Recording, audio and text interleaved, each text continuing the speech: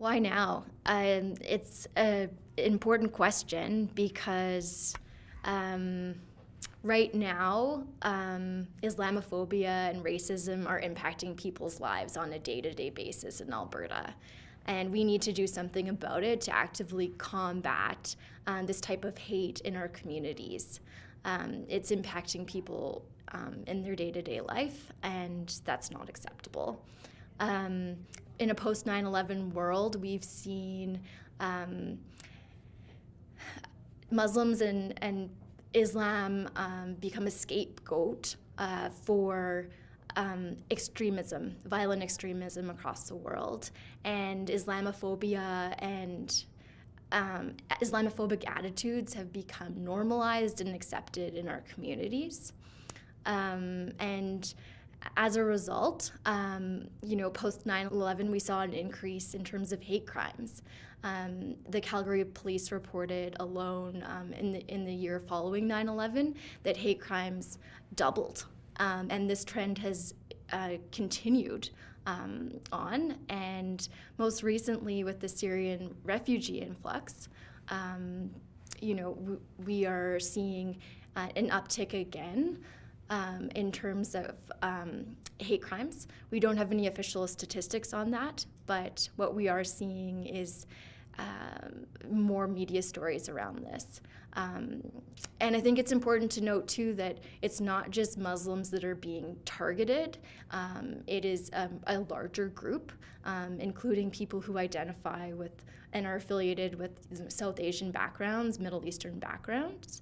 And so that's why we're seeing an uptick now. We're seeing examples of vandalism of mosques. So the Cold Lake mosque has been targeted repeatedly.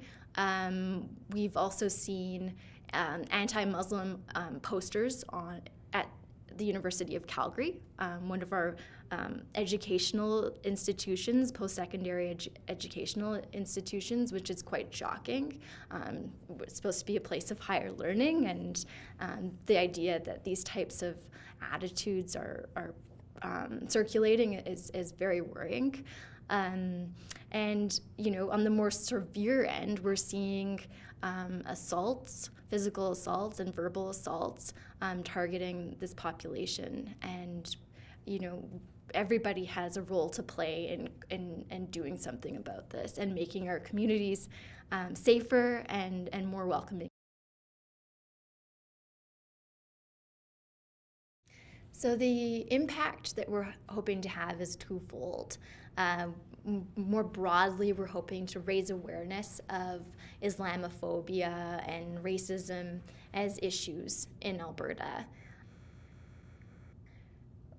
We're also trying to equip settlement practitioners and community leaders who are hoping to do anti-Islamophobia, anti-racism work and advocacy. We're hoping to provide them with the tools and the ability to be able to do this work in their daily life. And the approach that we're using is a principle-based approach. So we're hoping that folks will come away with an understanding of concepts like intersectionality, inclusivity, and be able to incorporate that into their work.